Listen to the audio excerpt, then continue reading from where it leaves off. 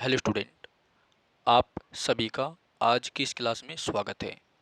तो प्यारे विद्यार्थियों, आज हम महत्वपूर्ण अनुच्छेद देखेंगे और जितने भी अनुच्छेद हम आर्टिकल को देखेंगे, सारे आर्टिकल आपके यूपी पीसीएस में, आरओ एआरओ में, ठीक है, जो रिव्यू ऑफिसर होता है, और यूपीएससी एसएससी में पूछे गए हैं, ठीक है। और मैंने सबसे ज़्यादा जो मोस्ट इम्पोर्टेंट आर्टिकल है उन्हीं को लिया है, और ये आपका पार्ट 1 है, ठीक है। इन टोटल आर्टिकल को हम पार्ट 3 में कवर करेंगे, ठीक है। तो चलिए आज की क्लास को शुरू करते हैं। और जो जो स्टूडेंट चैनल पे नए हैं, बिल्कुल वे चैनल को सब्सक्राइब जरूर करें और इस क्लास को अपने दोस्तों को शेयर भी करें, ठीक है। और ये कोचिंग का एड्रेस है सुपर 50 क्लासेज, जहाँ पर आपको मैथ्स, जीएस, रीजनिंग, ठीक है, up to competitive exam, Gandhi road Baroda. और ये हमारा कॉन्टैक्ट नंबर है, अगर कोई इच्छुक कैंडिडेट है तो कॉन्टैक्ट कर सकता है, ठीक है। तो चलिए शुरू करते हैं आज की क्लास को। देखिए, पहला आर्टिकल है हमारा आर्टिकल 61, ठीक है भाई। आर्टिकल 61, तो आर्टिकल 61 क्या कहता है? राष्ट्रपति पर महाभियोग, ठीक है। राष्ट्रपति पर महाभियोग जो है हम आर्टिकल 61 के द्वारा लगा सकते हैं। और राष्ट्रपति पर महाभियोग कब लगाया जाता है? जब राष्ट्रपति, ठीक है, अपने पद का दुरुपयोग करता हो, या संविधान के हिसाब से काम न करता हो, या फिर सिद्ध कदाचार के कारण राष्ट्रपति पर महाभियोग लगाया जा सकता है। संसद का कोई भी सदन राष्ट्रपति पर महाभियोग लगा सकता है। अगर एक सदन महाभियोग का प्रस्ताव लाएगा तो दूसरा सदन उसकी मतलब जांच करेगा या उसका निरीक्षण करेगा, ठीक है। चलिए आगे देखते हैं। नेक्स्ट है हमारा आर्टिकल 161। आर्टिकल 161, तो आर्टिकल 161 राज्यपाल की क्षमादान की शक्ति का उल्लेख करता है। अगर कोई आपसे पूछे कि बताइए राज्यपाल की क्षमादान की शक्ति किस आर्टिकल में है, तो वो 161 में है, ठीक है। तो 61 में राष्ट्रपति पर महाभियोग हो गया, और 161 में राज्यपाल की क्षमादान की शक्ति, ठीक है, याद रखना। और जो हमारा राज्यपाल होता है, गवर्नर जो होता है, इसका पद कहाँ से लिया गया है बेटा? इसका पद लिया गया है कनाडा के संविधान से, ठीक है।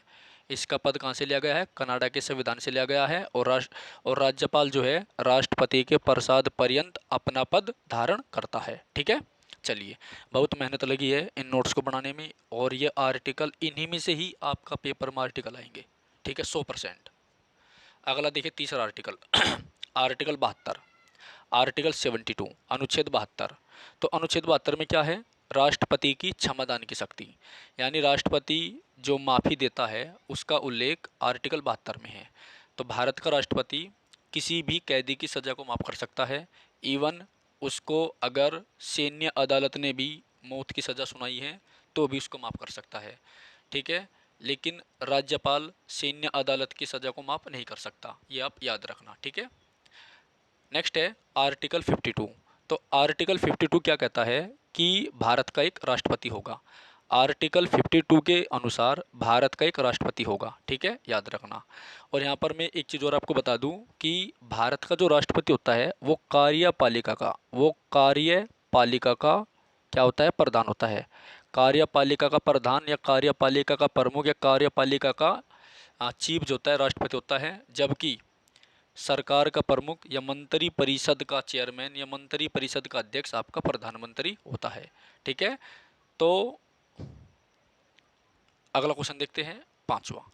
आर्टिकल 153 क्या कहता है? राज्यपाल के राज्यों के राज्यपाल।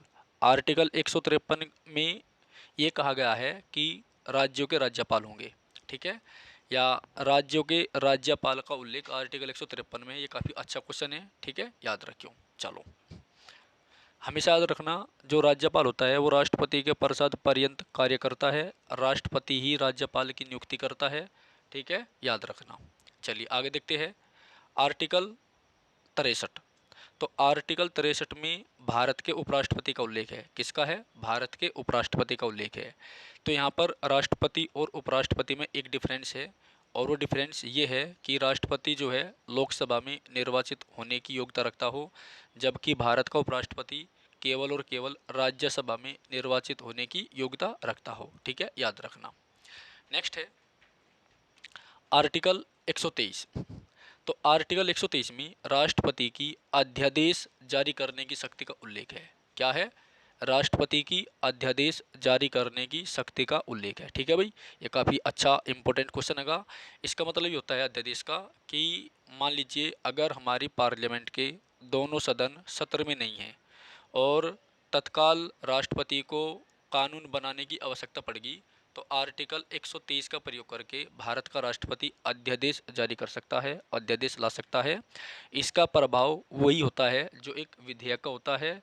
उसके बाद जब सदन का सत्र चल जाता है तो 42 दिन के भीतर या 6 सप्ताह के भीतर उसे संसद के पटल पर रखना होता है और उसको पारित करवाना पड़ता है। अगर 42 दिन से ज़्यादा हो जाएंगे तो वो अध्यादेश खत्म हो जाएगा। ठीक है, याद रखना।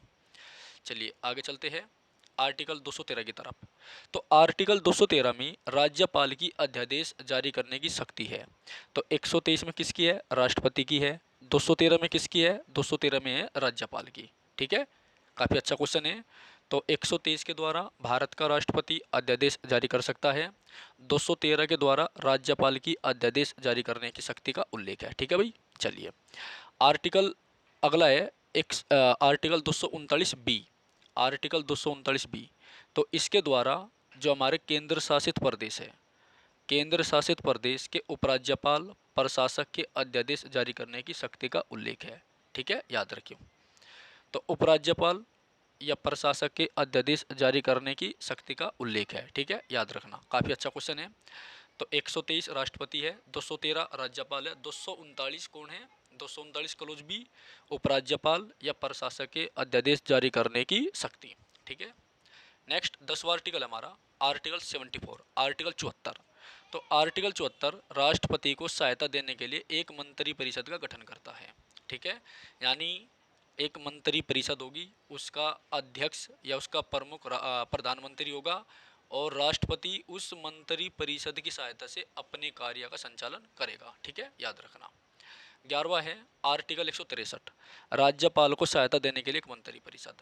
तो 74 में राष्ट्रपति को सहायता देने के लिए एक मंत्री परिषद होगी और 163 में राज्यपाल को सहायता देने के लिए एक मंत्री परिषद होगी। ठीक है, आर्टिकल 79। तो आर्टिकल 79 के द्वारा संसद का गठन किया गया है या संसद के गठन का जो उल्लेख है वो आर्टिकल 79 में है, आर्टिकल 79 में, याद रखना। तो हमारी जो संसद है इसके 3 भाग होते हैं। पहला कौन होता है? राष्ट्रपति यानी प्रेसिडेंट, दूसरा लोकसभा और तीसरा राज्यसभा। ठीक है, राज्यसभा। ओके, चलिए तो एक बार सभी स्टूडेंट जो है चैनल को सब्सक्राइब कर दीजिए और जो चैनल पे नहीं है बिल्कुल वे चैनल को सब्सक्राइब करें और बेल आइकन भी दबाइए। ठीक है, चलिए अगला क्वेश्चन देखते हैं हम। 163 आर्टिकल हमारा हो गया। ठीक है भाई, हमारा 12वें नंबर का आर्टिकल भी हो गया। ओके, 13वें नंबर के आर्टिकल पे आइए। तो आर्टिकल 168 क्या कहता है? राज्यों के विधानमंडलों का गठन, यानी राज्यों के विधानमंडलों का जो गठन है वो आर्टिकल 168 के द्वारा होता है। आर्टिकल 168 के द्वारा राज्यों में विधानमंडलों के गठन का प्रावधान किया गया है। और अगर बात विधानमंडल की हो तो इसका मतलब है वहाँ पर एक तो गवर्नर और एक आपका विधानसभा और एक विधान परिषद, विधान परिषद। ठीक है, तो कुछ राज्यों में विधान परिषद होती है, कुछ में नहीं होती है और ऑलमोस्ट 6 राज्यों में जो है विधान परिषद है, याद रखो भारत के। ठीक है, चलिए अगला पॉइंट देखिए, आर्टिकल 80 राज्यसभा की संरचना। अनुच्छेद 80 में जो है राज्यसभा की संरचना का उल्लेख है या राज्यसभा की संरचना का उल्लेख किस आर्टिकल में है? तो 80 में है। ठीक है, याद रखिए। और अगला क्वेश्चन है आपका, विधान परिषदों की संरचना का उल्लेख किसमें है? आर्टिकल 171 में। विधान परिषदों की संरचना का उल्लेख किसमें है? आर्टिकल 171 में है। ठीक है भाई, चलो नेक्स्ट है लोकसभा की संरचना किसमें? आर्टिकल 81 में है। तो राज्यसभा की संरचना आर्टिकल 80 में है, विधान परिषदों की संरचना आर्टिकल 171 में है, लोकसभा की संरचना आर्टिकल 81 में है। यहाँ पर मैं आपको एक चीज़ बता दूँ कि जो ये आर्टिकल 80 क्लोज 3 है, इसके द्वारा भारत का राष्ट्रपति, इसके द्वारा भारत का राष्ट्रपति आर्टिकल 80 क्लोज 3, इसके द्वारा भारत का राष्ट्रपति, ये 3 है, बी नहीं है, 3। आर्टिकल 80 क्लोज 3 के द्वारा भारत का राष्ट्रपति 12 सदस्यों को राज्यसभा में मनोनीत करता है, याद रखियो। ठीक है, और राज्यसभा एक हमारा अपर हाउस होती है और जिसका परमानेंट मतलब जो परमानेंट हाउस है और टाइम पीरियड कितना इसका 6 साल का होता है। ठीक है, ये भी आप याद रखना। और विधान परिषद जो है, जो कार्य केंद्र में राज्यसभा का है वो राज्य में विधान परिषद का होता है। इसका टाइम पीरियड भी 6 साल का होता है और ये भी राज्य में अपर हाउस होता है, ठीक है, याद रखना। बात करते हैं लोकसभा की। तो लोकसभा जो है जनता का सदन होता है, यानी लोअर हाउस होता है, lower house LH, lower house होता है। टाइम पीरियड इसका 5 साल होता है, याद रखना, ठीक है। और इमरजेंसी के समय में जो है इंदिरा गांधी ने लोकसभा का टाइम पीरियड एक एक साल बढ़ा दिया था, ठीक है। चलो अगला क्वेश्चन देखते हैं बेटा। विधान परिषद की संरचना का उल्लेख किसमें? आर्टिकल 170 में। विधानसभा की संरचना का उल्लेख किसमें? आर्टिकल 170 में है। विधानसभा का उल्लेख किसमें है? आर्टिकल 170 में है। लोकसभा की संरचना का उल्लेख आर्टिकल 81 में है। विधान परिषद की संरचना किसमें है? आर्टिकल 171 में है। राज्यसभा की आर्टिकल 80 में है, ठीक है। चलो तो एक बार फिर देखते हैं हम। संसद का विघटन या सत्रावसान, आर्टिकल 85 में।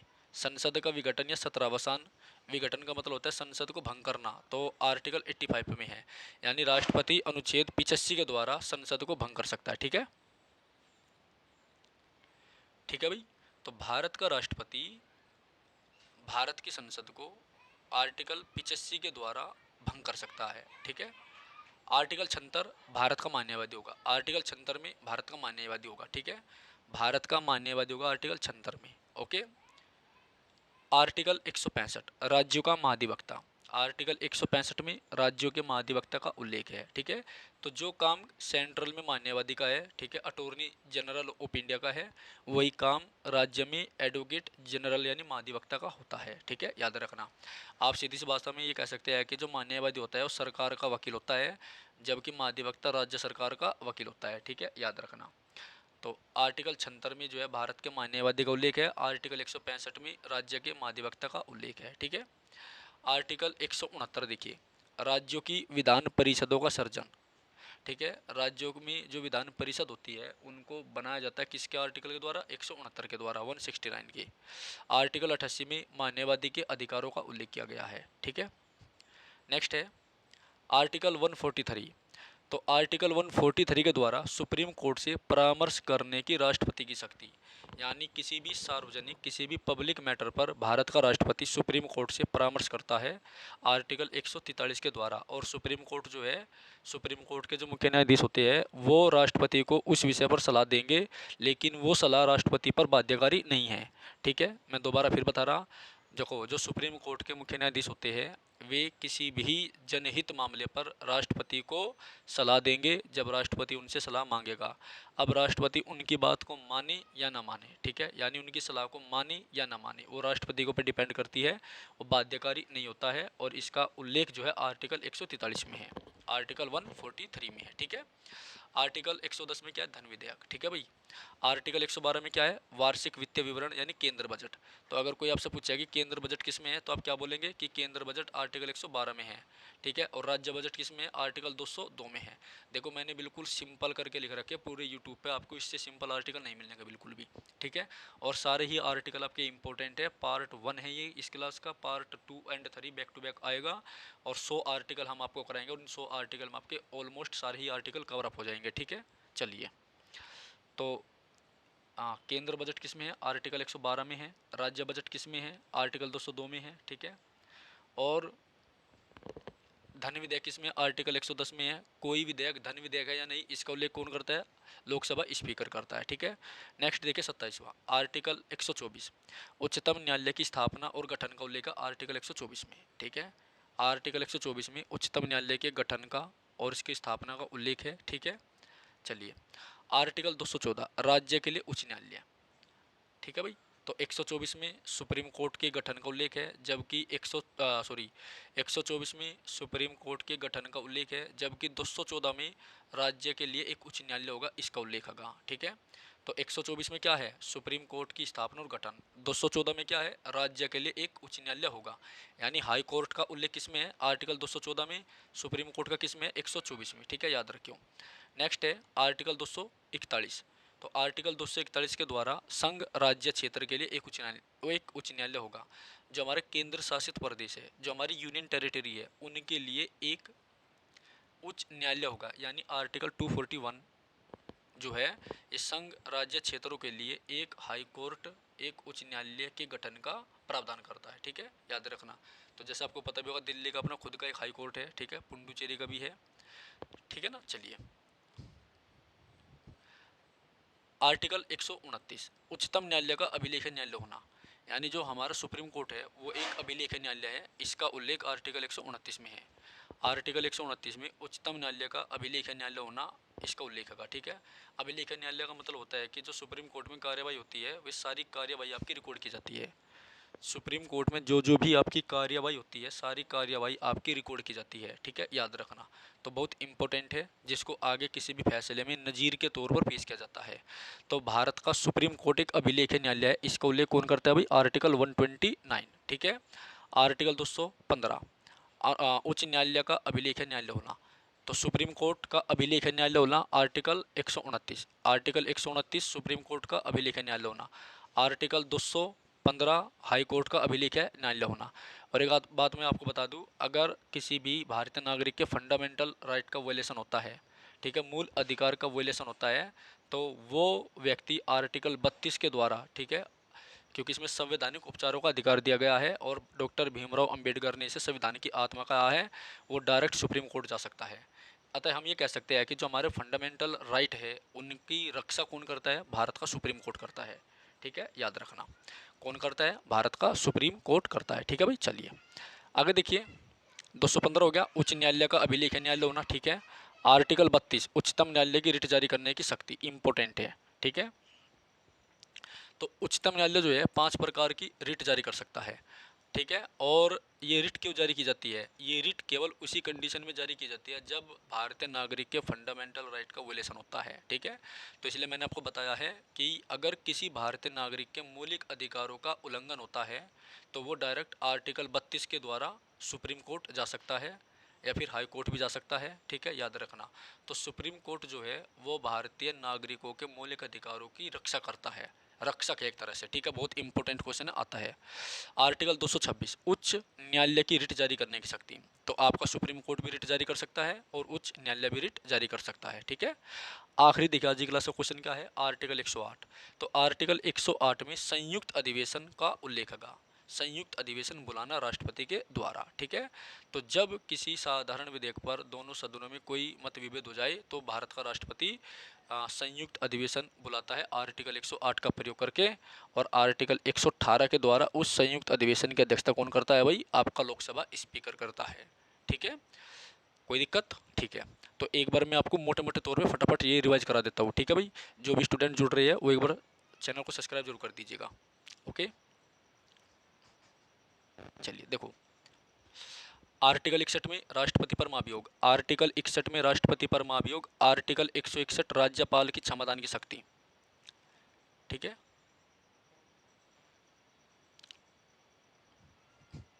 आर्टिकल 161 राज्यपाल की क्षमतान की शक्ति। आर्टिकल 72 राष्ट्रपति की क्षमतान की शक्ति।